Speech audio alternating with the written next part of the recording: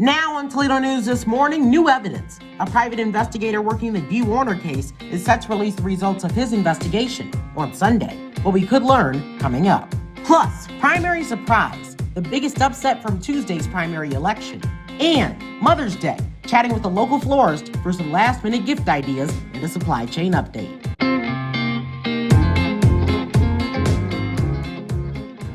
Good Saturday morning. My name is Jaden Jefferson, and welcome to Toledo News this morning. A Toledo man has been arrested and charged with murder and the death of a 7-month-old. Jaden Carter was arrested Tuesday in connection to the murder of Desire Hughes. Hughes was shot and killed while riding with her father, Jeremiah, in a vehicle at Jackman and Hillcrest last Thursday. This case remains under investigation. New this morning, we could learn some new information in the disappearance of a missing Lenawee County woman. Private detective and attorney Billy Little Jr. was recruited by a family friend to get answers in her disappearance. And during a vigil for Warner 2 weeks ago, Little revealed he'd be releasing the results of his investigation on Mother's Day. Here's what the detective told me during an exclusive interview at that vigil. We've looked at text messages, some documents that have been filed with the court, some other documents, reviewed the statements that were made by people, and where it's brought us is Dale Warner killed his wife. The evidence will be released on The Interview Room, a podcast hosted by Chris McDonough that's posted Sundays at 6 p.m. Friends and family of Dee Warner have called a press conference for Monday, and I'll be there to bring you the latest. Happening today, the City of Toledo Human Relations Commission will be hosting the second of 2 summer job fairs. The event will be held at Scott High School from 1 to 4 p.m. Any student 15 years or older is encouraged to attend. Present will be Job 1, Wren Hill, the City of Toledo, Buckeye Broadband, the Toledo Urban Federal Credit Union, and Staff Works.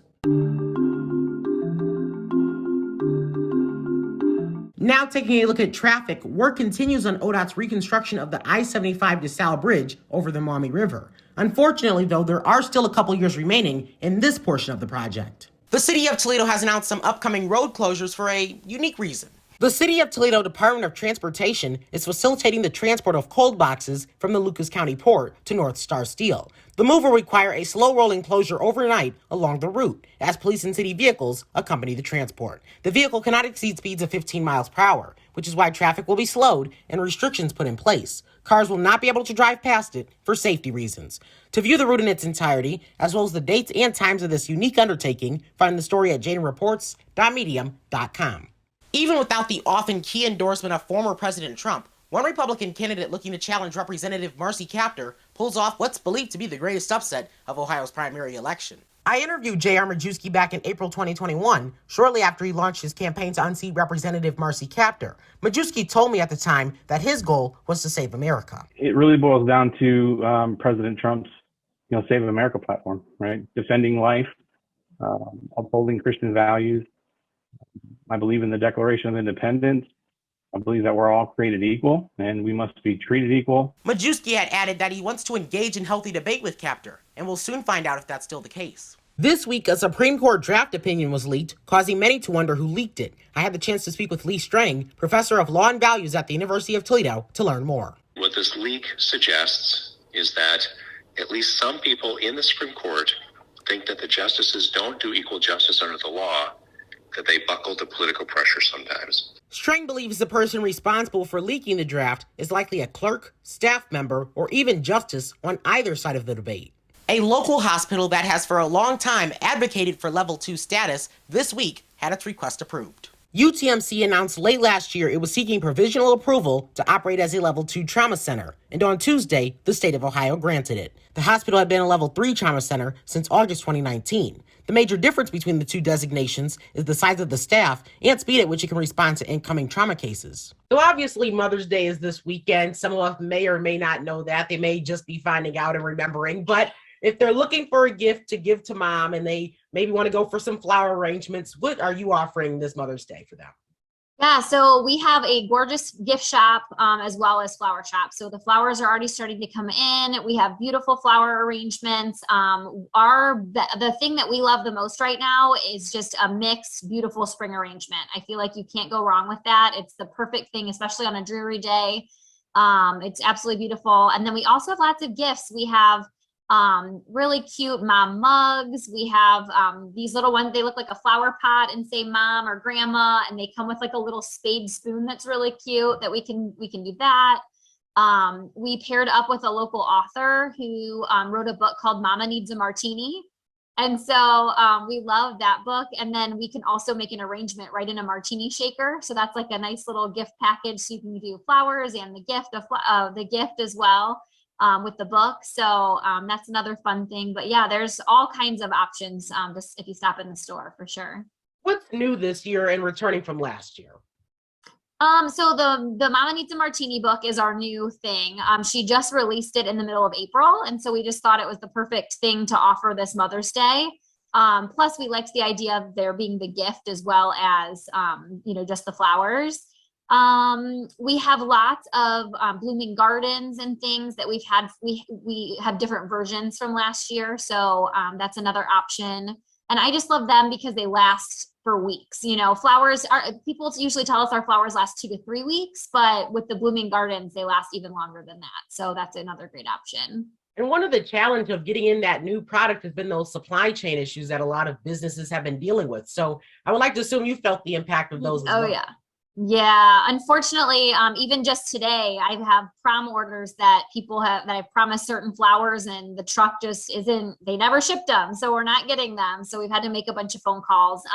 Luckily, most of our customers have been very, very lenient with us on as long as you're doing it, we'll know it's beautiful. But a truck that was supposed to be here yesterday, it broke down. So it's not going to be here till tomorrow. So it just kind of holds us up with what we're trying to, with our workflow. We had a plan and we had a goal, and then certain things won't be here till tomorrow. So as long as they get here and as long as they stay on those refrigerated trucks, that's a good thing. But there's definitely been some just total things that aren't able to come. So I just feel like with it happening everywhere in the world, I feel like our customers get it and they know we're going to do a great job anyway, but it's just, those are the phone calls you don't want to make. For sure. And I know those customers, they're coming in, they're trying to get something, but I don't know, have they realized just how busy you've been with all of the orders that are coming in? And I'm sure a lot of them have been last minute. Yeah, I don't think that people have realized that Mother's Day is this weekend yet. I mean, normally it's the second weekend in May. And so, not only did we have, this week we have Nurses Appreciation Week, we have Teacher Appreciation Week. It is one of our biggest prom weekends as well as Mother's Day. So, I have people coming in, oh, we're looking for a donation. And I'm like, look around right now. This is not the weekend to be asking for a donation, or I'm just looking for a price quote on, XYZ for the end of May. And I'm like, can we talk about this next week?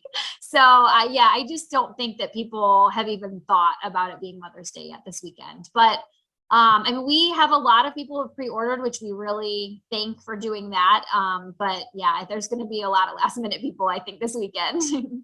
What is your best advice for people who are going to be coming in looking for something, or people who are going to be wanting to take care of all of those flowers that they're going to be getting this Mother's Day? Yeah, I would just say we will definitely have flowers. I just think that they need to be flexible in what they're looking for. We'll definitely have something beautiful. It might not be the exact flower that they were looking for, but there will definitely be something beautiful. And for people who want to be taking care of their flowers, we're recommending to send flowers either Friday or Saturday, just because they're the same flowers that we're going to have at the store, whether we're enjoying them or whether your person is enjoying them. And then also on Friday, you get brownie points when you send it out to work, because all the work friends see what a great kid you are. And so, and also it really helps us because we know that they're home. So, or we know they're at work, where at home trying to catch them on a Saturday or Sunday is so hard. So we love it when we can deliver, to work on a Friday, or if we deliver on Saturday, we at least have the option. If they're not home, we can try to re-deliver on Sunday. If people want us to deliver on Sunday, it's just really hard because if they're not home and we close, they don't get their flowers for Mother's Day. So sending early is great for the person to enjoy them longer, but also it helps us out. Jen Lenahan, owner of Beautiful Blooms by Jen up in Sylvania. Thank you so much. Thank you. Thank you. And I guess you're staying busy, so hope we are. Get some rest soon too. I appreciate it. Thank you so much. Thank you. You have a great day. You too. Bye.